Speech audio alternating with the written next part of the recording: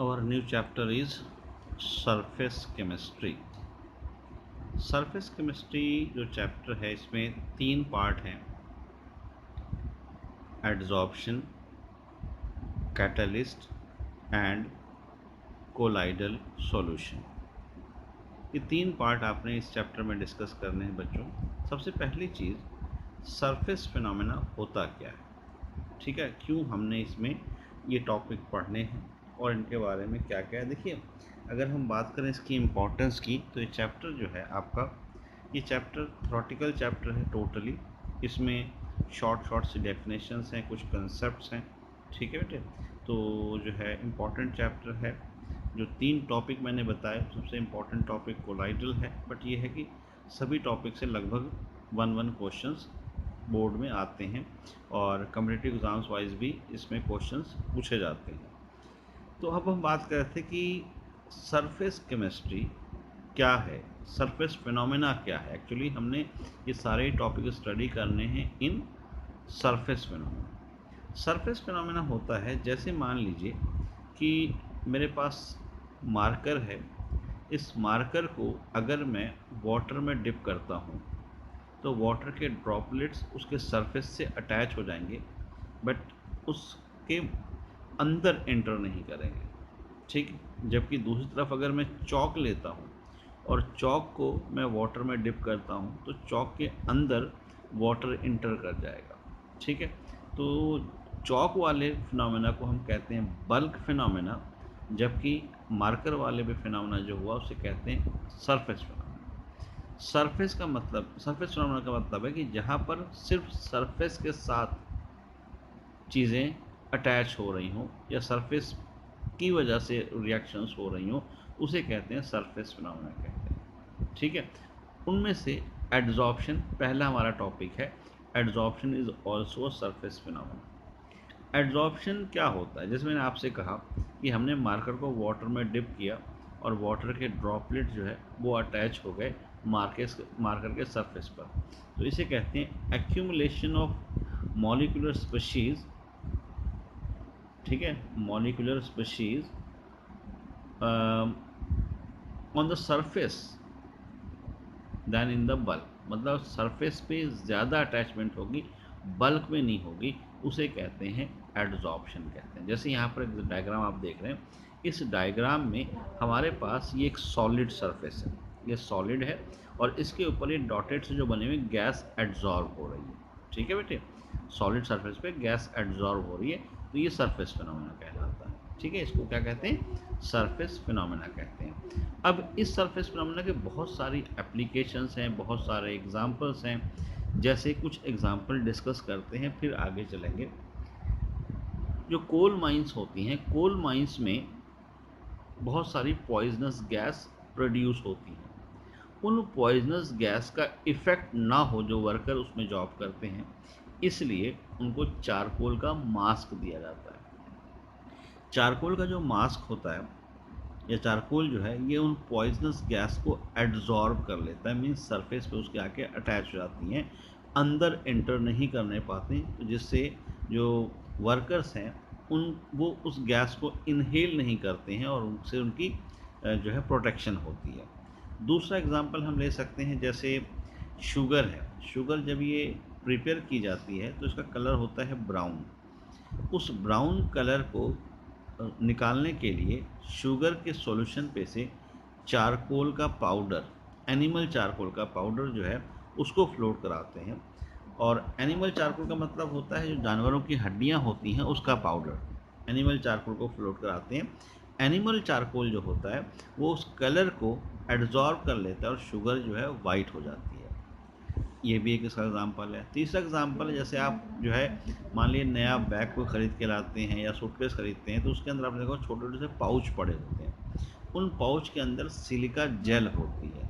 वो silica gel जो है वो मॉइस्चर को एड्जॉर्ब करता है, मॉइस्चर को एड्जॉर्ब करता है, जिसकी वजह से उसमें मॉइस्चर नहीं आने पाता और बैग वगैरह जो है ड्राई रहता है, तो वहाँ पे भी इसका यूज़ करते हैं। ऐसे बहुत सारे एग्जांपल हैं जहाँ पर एड्जॉर्प्शन फिनोमेना का यूज़ किया जाता है।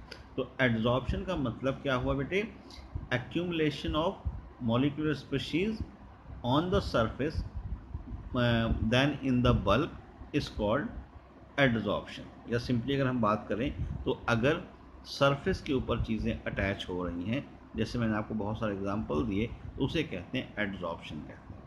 अब एडजॉर्प्शन जो है इसमें दो चीज़ें हम यूज़ करते हैं, एक वो सॉलिड सब्सटेंस, दूसरी गैस जो उस सॉलिड्स पे अटैच हो रही है। देखिए वैसे तो liquid gas, gas solid, gas, बहुत तरह के एडजॉर्प्शन होते हैं, बट आपको syllabus wise only gas on solid surface इसकी एडजॉर्प्शन स्टडी करनी है।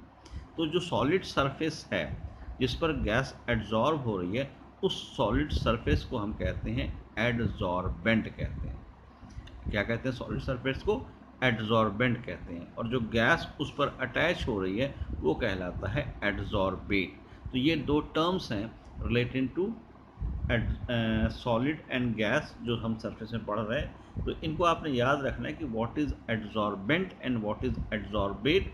तो adsorbent is a solid substance on which gas accumulate, whereas adsorbate जो है ये वो गैस है जो सॉलिड सरफेस पे अटैच हो रही है। तो ये चीज़ है, आप कह सकते हैं एडजॉर्बेंट। जैसे हमने चारकोल और गैस का एग्जांपल लिया था, चारकोल क्या हो गया? एडजॉर्बेंट हो गया, गैस क्या हो गई? एडजॉर्बेट हो गई। ठीक है। जो ये आपका एडजॉर्प्शन वाला फिनोमेना है, इसका आगे चल के हम कैटलिस्ट में इसका काफ़ी यूज़ करते हैं। कैटलिस्ट की अगर हम बात करें तो बच्चों जैसे आपके पास आपने अमोनिया की प्रिपरेशन पढ़ी है बाय हेबर प्रोसेस, ठीक है। तो उसमें क्या होता है, नाइट्रोजन एंड हाइड्रोजन गैस जो है इसको रिएक्ट करवाते हैं अमोनिया बनाने के लिए, लेकिन इसमें प्लैटिनम को यूज़ करते हैं एज अ कैटलिस्ट।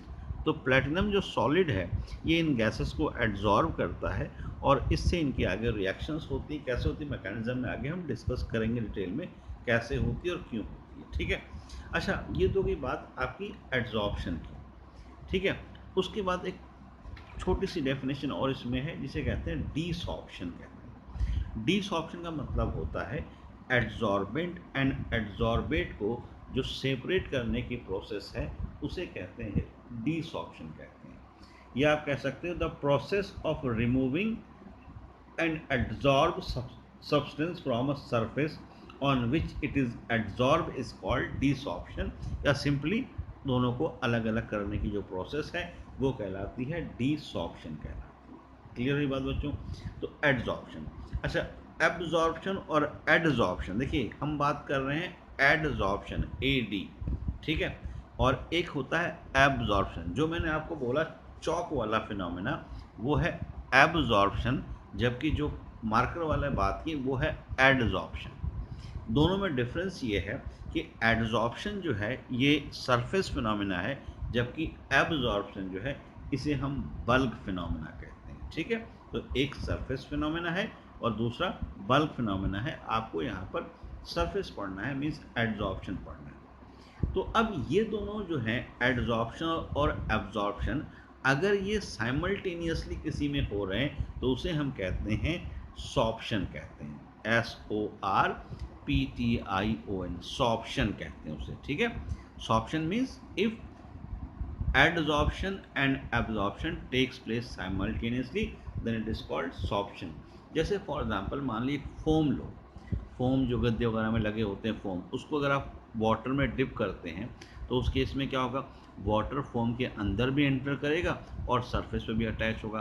तो ऐसे केस में क्या कहलाता है, ये कहलाता है आपका सॉर्प्शन कहलाता है। तो सॉर्प्शन क्या है, सॉर्प्शन हो गया जिसमें दोनों फिनोमेना हो रहे हैं। या फिर दूसरा एग्जांपल ले सकते हैं, जैसे मान लिए आप कपड़ों को डाई करते हैं, तो डाई करते हुए ऐसा तो नहीं होता ना कि कलर खाली ऊपर ऊपर अटैच है, अंदर धागों में एंटर ना करे, पूरा कपड़ा कलर गेन करता है, वो हो गया आपका सॉर्प्शन कहलाता है, ठीक है बेटा। तो इस तरह से आप सॉर्प्शन जो है जहाँ पर एडजॉर्प्शन और एब्जॉर्प्शन दोनों हो रही हो उसे कहते हैं सॉर्प्शन कहते हैं। अब ये एडजॉर्प्शन जो है इसके पीछे मैकेनिज्म क्या है, मतलब क्यों होता है एडजॉर्प्शन। अगर हम मैकेनिज्म की बात करो बच्चों, तो हमारे पास मान लो एक सॉलिड मटेरियल है, ये एक सॉलिड बॉक्स है, ठीक है। ये 2 डायमेंशन यहाँ बना है, एक्चुअल में मान लो सॉलिड बॉक्स है। इस सॉलिड बॉक्स में कुछ मॉलिक्यूल होंगे सॉलिड के अंदर और ऑब्वियसली कुछ सरफेस पे भी अटैच होंगे। जो मॉलिक्यूल हमारे इसके इनर पोर्शन में है उसके सराउंडिंग में सभी तरफ दूसरे और सेम मॉलिक्यूल्स हैं, तो इसकी फोर्सेस उनके साथ बैलेंस हो रही हैं। लेकिन जो मॉलिक्यूल आपके ऑन द सरफेस है उसमें क्या है, इनवर्ड पुल तो है लेकिन ऊपर कुछ भी नहीं है, कोई फोर्स नहीं है, मीन्स यह अनबैलेंस फोर्स फील कर रहे हैं। तो यहाँ पर जितने भी मॉलिक्यूल्स होंगे इन सारे सरफेस पे वो सारे क्या होंगे, जो अनबैलेंस फोर्सेस को फील करेंगे। और इस अनबैलेंस फोर्स की वजह से ही जब इनके कांटेक्ट में कोई गैस आती है तो ये उसके साथ अट्रैक्टिव फोर्स डेवलप कर लेकर अपनी इस अनबैलेंस फोर्स को ओवरकम करते हैं और इसी वजह से एड्जॉर्प्शन होती है।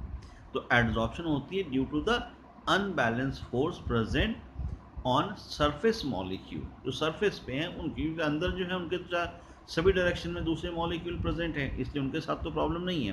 प्रॉब्लम किसके साथ है, प्रॉब्लम जो हमारे अटैच हैं सरफेस पे उनके साथ अटैच होती है। तो ये तो होगी बात अनबैलेंस फोर्सेस की। अब इसमें अगर हम थर्मोडायनामिक प्रॉपर्टी अप्लाई करें तो उससे कैसे समझ सकते हैं कि एड्जॉर्प्शन क्या होती है। देखिए हमारे पास +1 में हमने थर्मोडायनामिक्स में डेल्टा जी जिसे कहते हैं Gibbs free energy change, delta H enthalpy change, delta S entropy change, ये 3 टर्म्स पढ़े थे, गिब्स फ्री एनर्जी चेंज। और उसका रिलेशन क्या होता है, delta G is equal to delta H minus T delta S. ये रिलेशन होता है between delta G and delta H and delta S. ठीक। अब एड्जॉर्प्शन की हम बात करें तो एड्जॉर्प्शन जो है सॉलिड सरफेस पर गैस एड्जॉर्ब हो रही है, सॉलिड पे गैस एड्जॉर्ब हो रही है और ये बन रहा है आपका कंप्लीट सब्सटेंस। तो ये प्रोसेस जो है ये एक्सोथर्मिक होती है, एड्जॉर्प्शन प्रोसेस एक्सोथर्मिक है। क्यों एक्सोथर्मिक है बताता हूँ आपको। होता क्या है बेटे कि जब भी कोई गैस किसी सॉलिड पर जाकर एड्जॉर्ब होती है तो मैंने अभी आपसे बोला कि जो अनबैलेंस फोर्सेस हैं उनको ओवरकम करने के लिए वो अट्रैक्ट होते हैं ऑन द सरफेस। और जब अट्रैक्शन होगी तो different type of bonds form होंगे और बॉन्ड फॉर्म होने का मतलब क्या है, एनर्जी रिलीज होगी। और इसी वजह से जो एड्जॉर्प्शन प्रोसेस है वो एक्सोथर्मिक है। और आपको पता है कि एक्सोथर्मिक का मतलब डेल्टा एच की वैल्यू क्या होगी, नेगेटिव होगी। ठीक है बेटे, डेल्टा एच की वैल्यू नेगेटिव होगी। तो एड्जॉर्प्शन जो है इज एन एक्सोथर्मिक प्रोसेस। ठीक है बेटे, हमेशा ही एड्जॉर्प्शन एक्सोथर्मिक प्रोसेस होगी। दूसरी चीज़ इसमें हमने एंट्रोपी भी यूज़ की है। देखिए यहाँ पर एंट्रोपी का मतलब होता है जब कोई चीज़ ऑर्डर से डिसऑर्डर या डिसऑर्डर से ऑर्डर मूव करती है तो उसमें जो चेंज होता है एनर्जी का उसे कहते हैं एंट्रोपी कहते हैं।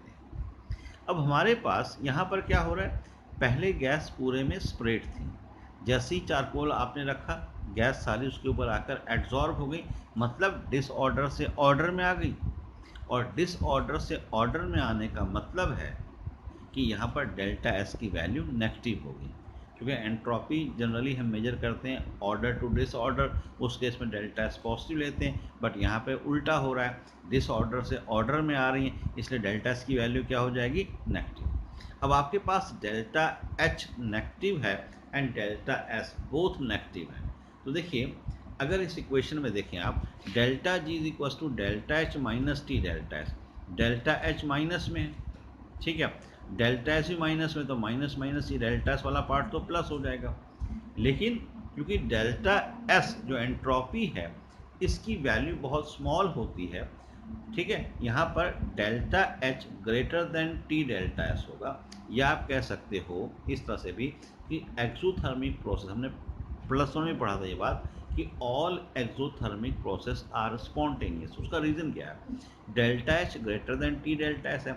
अब अगर डेल्टा एच ग्रेटर होगा, ये वाली वैल्यू आपकी पॉजिटिव हो गई, ये नेगेटिव है, आपका होल आंसर क्या आएगा, माइनस में आएगा, मतलब डेल्टा जी की वैल्यू क्या आएगी, नेगेटिव आएगी। और डेल्टा जी नेगेटिव होने का मतलब है कि आपकी रिएक्शन क्या होगी, स्पॉन्टेनियस होगी।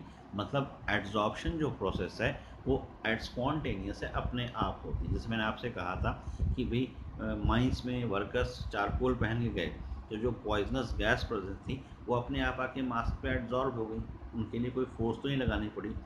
या फिर जैसे मैंने आपको सिलिका जेल का एग्जांपल दिया था, पाउच को हम बैग में डाल देते हैं तो वो जो मॉइस्चर क्रिएट होता है वो पाउच अपने आप अपनी तरफ खींच लेता है, स्पॉन्टेनियस प्रोसेस है, वहाँ आपको तो कुछ नहीं करना पड़ा, कोई फोर्स नहीं लगानी पड़ रही, ठीक है। या जो सिलिका जेल है इसका यूज़ करते हैं जो बड़े बड़े ऑडिटोरियम्स वगैरह होते हैं उनमें मॉइस्चर को कंट्रोल करने के लिए, तो वहाँ भी क्या होता है उनको अलग अलग जगह पे रखा होता है और जो मॉइस्चर जनरेट हो रहा होता है वो मॉइस्चर उसको एब्जॉर्ब करते रहते हैं और एटमॉस्फेयर को क्लियर करते रहते हैं।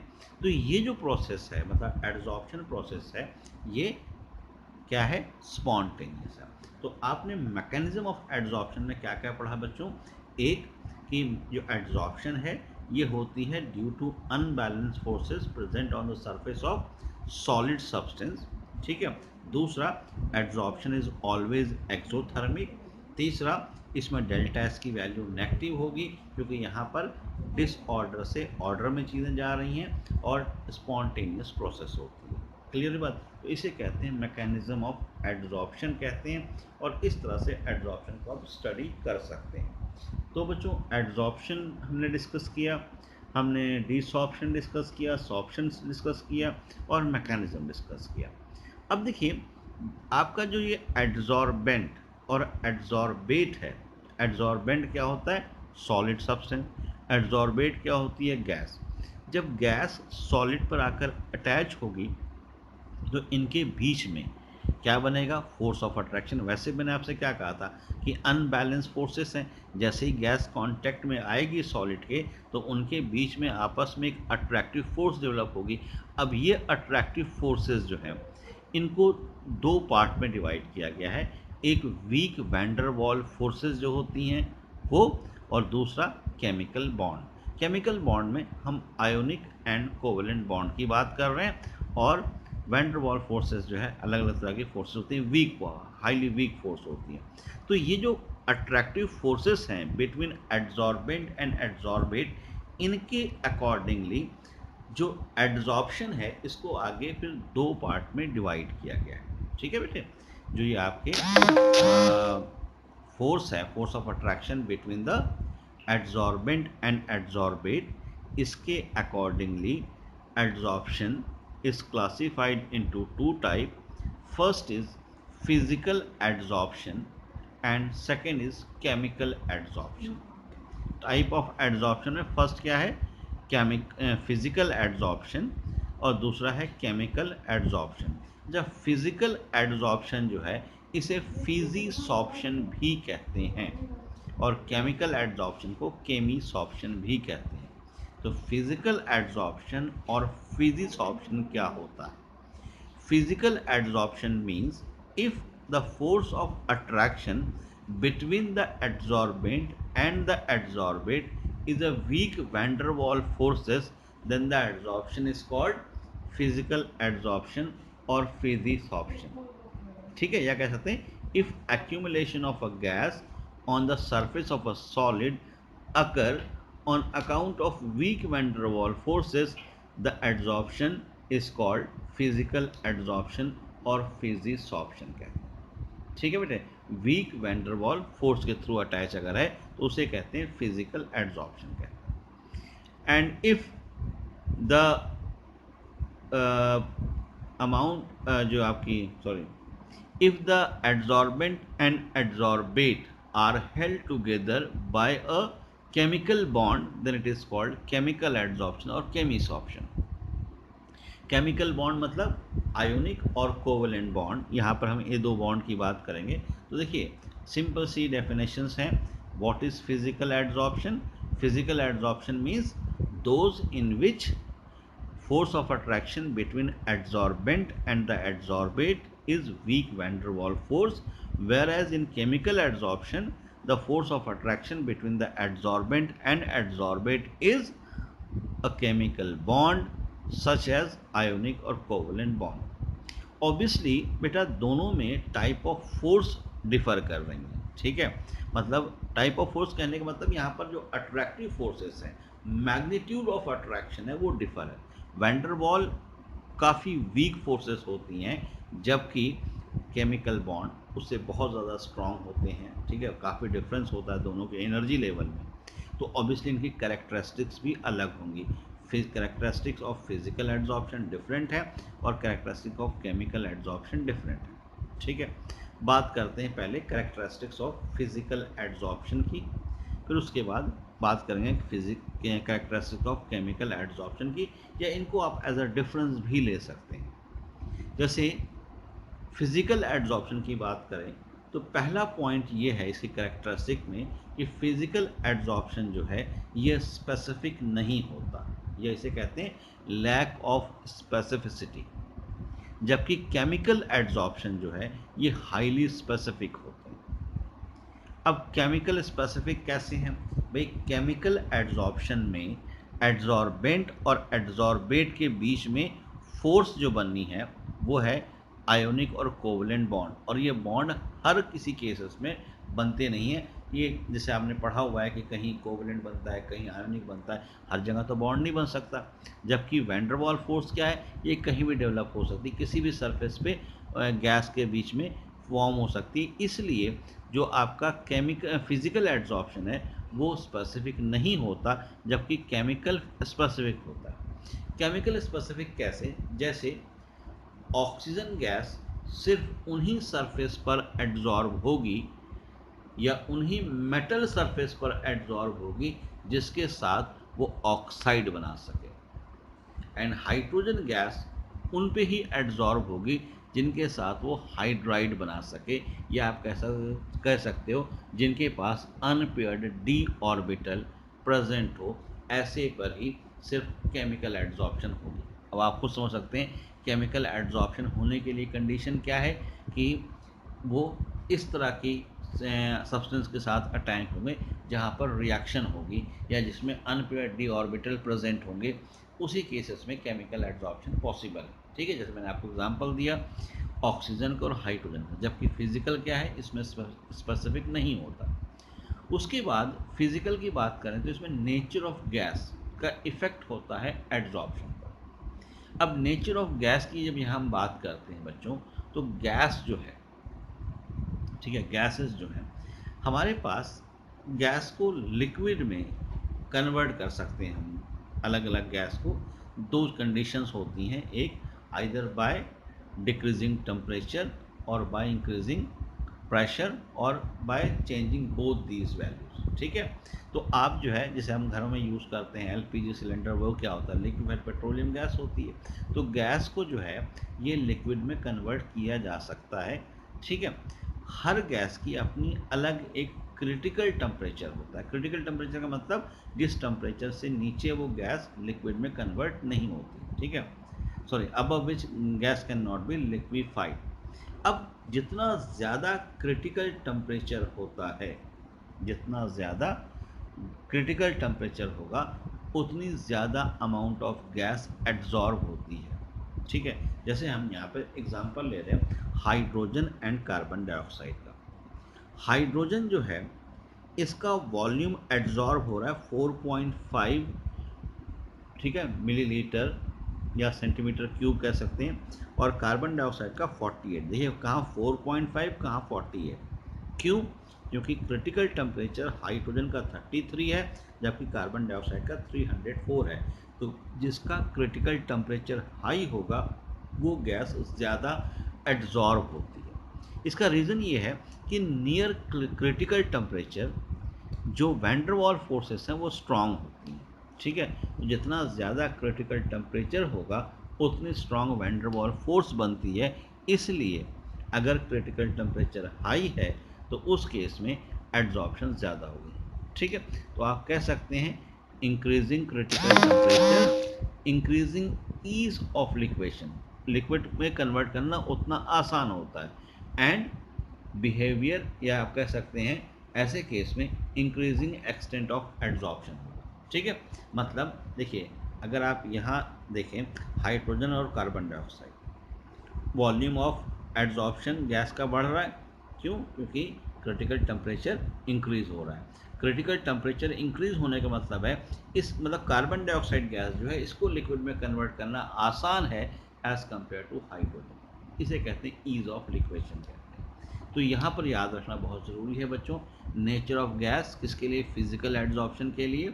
वो सारी गैसेस जो ईजिली लिक्विड में कन्वर्ट हो सकती हैं, जिनका क्रिटिकल टेम्परेचर हाई होता है, वो ज़्यादा एड्जॉर्ब होती हैं एज़ कम्पेयर टू अदर। ठीक है, जितना ज़्यादा क्रिटिकल टेम्परेचर उतनी ज़्यादा अमाउंट एड्जॉर्ब होगी। अब क्रिटिकल टेम्परेचर किस पर डिपेंड करता है, क्रिटिकल टेम्परेचर डिपेंड करता है क्यों क्रिटिकल टेम्परेचर पे ऐसा था, उसका रीज़न ये है कि क्रिटिकल टेम्परेचर पर जो वैन डर वाल्स फोर्सेस हैं वो स्ट्रॉन्ग। ठीक है बेटे, ये है फिजिकल एड्जॉर्प्शन की बात। अगर हम केमिकल की बात करें तो केमिकल एड्जॉर्प्शन जो है, इसमें जैसे हमने देखा था कि ये वहीं एड्जॉर्ब होंगी जहाँ पर दोनों के बीच में बॉन्ड बनने के चांसेस होंगे। वहाँ ऐसा कोई केस नहीं है जो हमने अभी फिजिकल की बात की, एस ऑफ लिक्वेशन वगैरह वाला केस केमिकल में नहीं आएगा। देखिए मैं आपको दोनों चीज़ कंपेयर करके ले चल रहा हूँ। फिजिकल में मैंने आपको बताया ईज ऑफ लिक्वेशन वाला, केमिकल में अगर हम बात करें तो केमिकल में सीधी सी बात है, वो गैसेस एड्जॉर्ब होंगी जो सॉलिड के साथ बॉन्ड बना सकें। उसके बाद जो आपका फिजिकल एड्जॉर्प्शन है ये रिवर्सिबल होता है नेचर में। फिजिकल एड्जॉर्प्शन जो है ये रिवर्सिबल होता है नेचर में। रिवर्सिबल होने का मतलब ये है, जो हमने अभी की थी बात डिसऑप्शन की। डिसऑप्शन मैंने आपसे बोला था, डिसऑप्शन क्या था कि अगर एड्जॉर्बेंट और एड्जॉर्बेट इनको अलग अलग कर दिया जाए तो उसे कहते हैं डिसऑप्शन कहते हैं, डिसऑप्शन कहते हैं। तो फिजिकल एड्जॉर्प्शन जो है, ठीक है बेटा, फिजिकल की बात करें तो फिजिकल रिवर्सिबल है, क्योंकि जो सॉलिड और गैस एड्जॉर्ब हो रही हैं ये रिवर्स एक्सोथर्मिक प्रोसेस है। अब ये फॉरवर्ड में अगर एक्सोथर्मिक है तो बैकवर्ड में क्या होगी, एंडोथर्मिक होगी। फॉरवर्ड में अगर एक्सोथर्मिक है तो बैकवर्ड में क्या हो जाएगी, एंडोथर्मिक। इसलिए अगर आप टेम्परेचर इंक्रीज करते हैं तो इनको दोनों को सेपरेट किया जा सकता है, किसको, एड्जॉर्बेंट और एड्जॉर्बेट को। इसलिए फिजिकल एड्जॉर्प्शन जो है वो रिवर्सिबल है, केमिकल एड्जॉर्प्शन इरिवर्सिबल होती है। केमिकल एड्जॉर्प्शन इरिवर्सिबल इसलिए है कि केमिकल एड्जॉर्प्शन में amount of energy in the form of activation energy पहले वो गेन करता है, ठीक है, उसके बाद इंटरमीडिएट फॉर्म होता है, देन प्रोडक्ट रिजल्ट आता है, इसलिए उसको आप रिवर्स नहीं करते। तो केमिकल जो है वो इरिवर्सिबल होता है। बाकी दोनों ही केस में सरफेस एरिया ऑफ एड्जॉर्बेंट जितना ज़्यादा होगा उतनी अमाउंट ऑफ गैस ज़्यादा एड्जॉर्ब होगी। ठीक है, उसके बाद एक जो बेसिक डिफरेंस है वो है हीट ऑफ एड्जॉर्प्शन का। देखिए in case of physical adsorption weak van der Waals forces हैं, इसलिए जब बॉन्ड बनेगा तो जो अमाउंट ऑफ हीट प्रोड्यूस होगी वो होगी 20 to 40 किलो जूल पर मोल, मतलब small amount of heat produce हो रही है। रीज़न क्या है, week van der Waals force of attraction है। जबकि इन केस ऑफ केमिकल एड्जॉर्प्शन इसमें 80 to 240 किलो जूल पर मोल हीट प्रोड्यूस होगी, क्योंकि यहाँ पर जो है आयोनिक और कोवेलेंट बॉन्ड बनते हैं, तो इसलिए large amount of heat produce होती है। तो अमाउंट ऑफ हीट का भी दोनों में डिफरेंस है। उसका रीज़न ये है कि in case of chemical adsorption there are strong force of attraction, where in case of physical adsorption weak force of attraction होती है। इस वजह से इस तरह का ये हीट का डिफरेंस शो करते हैं। तो इनको आप पॉइंट्स को ऐसे एज अ डिफरेंस भी याद रख सकते हैं, क्योंकि बार डिफरेंस पूछ लें तो आपको लिखने आने चाहिए। ठीक है बेटे, तो ये हो गया आपका फिजिकल एंड केमिकल एड्जॉर्प्शन का कैरेक्टरिस्टिक्स। फिजिकल एड्जॉर्प्शन जिसमें weak van der Waals force हो, केमिकल एड्जॉर्प्शन जिसके अंदर आयोनिक बॉन्ड या कोवेलेंट बॉन्ड बनता है, उसे कहते हैं केमिकल एड्जॉर्प्शन। कि अमाउंट ऑफ गैस जो एड्जॉर्ब हो रही है एड्जॉर्बेंट पर, उसकी वेरिएशन डिपेंड करती है प्रेशर एंड टेम्परेचर पे। टेम्परेचर से अभी मैंने आपको बताया कि अगर टेम्परेचर हम चेंज करते हैं तो ये एक्सोथर्मिक प्रोसेस है, ठीक है बेटे, तो फ़र्क पड़ता है अगर टेम्परेचर चेंज करते हैं, उसका भी हम डिस्कस करेंगे। लेकिन पहले प्रेशर की बात करते हैं। प्रेशर का जो वेरिएशन है या अमाउंट ऑफ गैस जो एड्जॉर्ब हो रही है उसका variation with the help of pressure, ये स्टडी किया था एक साइंटिस्ट थे फ्रेंडलिच, और इन्होंने एक ग्राफ दिया था जिसे कहते हैं फ्रेंडलिच एड्जॉर्प्शन आइसोथर्म। आइसोथर्म का मतलब होता है ग्राफ एट कांस्टेंट टेम्परेचर। तो टेम्परेचर कांस्टेंट रख के अगर हम प्रेशर वैरी करते हैं तो अमाउंट ऑफ गैस जो एड्जॉर्ब हो रही है वो किस तरह का बिहेवियर शो करेगी, उसको इस ग्राफ में स्टडी किया है और इसे हम कहते हैं फ्रेंडलिच एड्जॉर्प्शन आइसोथर्म कहते हैं। पहले इस ग्राफ को देखिए, फिर डिस्कस करेंगे क्या क्या वेरिएशन होता है। तो इस ग्राफ में हमने जो वाई एक्सिस है इस पर लिया है x upon m. x upon m जो है ये रेशो है amount of gas adsorb to the amount of adsorbent, x upon m. ठीक है, ये रेशो है किसकी, एड्जॉर्बेंट एंड एड्जॉर्बेट की। एंड x एक्सिस पे लिया है प्रेशर। तो इसको अगर आप ऑब्जर्व करें तो जैसे आप प्रेशर इंक्रीज करेंगे इनिशियली x अपॉन एम की वैल्यू इंक्रीज होगी, means amount of gas adsorb होगी, लीनियर वेरिएशन शो करेंगे। देन उसके बाद एक पैराबोलिक पाथ ये शो करते हैं एंड देन उसके बाद आगे चल के कॉन्स्टेंट हो जाता है। मतलब ये एक सैचुरेशन प्रेशर है, इसके बाद प्रेशर बढ़ाने के बावजूद x अपॉन एम की वैल्यू फिक्स हो जाती है, ठीक है, कांस्टेंट हो जाती है। तो ये ग्राफ है, इसे कहते हैं फ्रेंडलिच एड्जॉर्प्शन आइसोथर्म कहते हैं। जैसे मैंने कहा कि फ्रेंडलिच ने क्या स्टडी किया था, variation of x upon m with pressure. अब इस ग्राफ में 3 पार्ट हमने डिवाइड किए हैं इस ग्राफ को। पहला पार्ट जो है वो है एट वेरी लो प्रेशर, यहाँ से लेकर यहाँ तक का जहाँ इसमें वेरिएशन लीनियर है। देन सेकेंड पार्ट जहाँ पे इसका वेरिएशन पैराबोलिक है eight intermediate pressure and eight high pressure जहाँ पर ये सैचुरेशन पॉइंट शो कर रहा है। ठीक है, तो वन बाय वन इसको अगर हम देखें, सबसे पहले at low pressure. At low pressure हमने ये देखा कि ग्राफ जो है लीनियर वेरिएशन शो कर रहा है, स्ट्रेट लाइन है। ठीक है, और स्ट्रेट लाइन का मतलब होता है डायरेक्टली प्रोपोर्शनल। तो x upon m directly proportional to p है।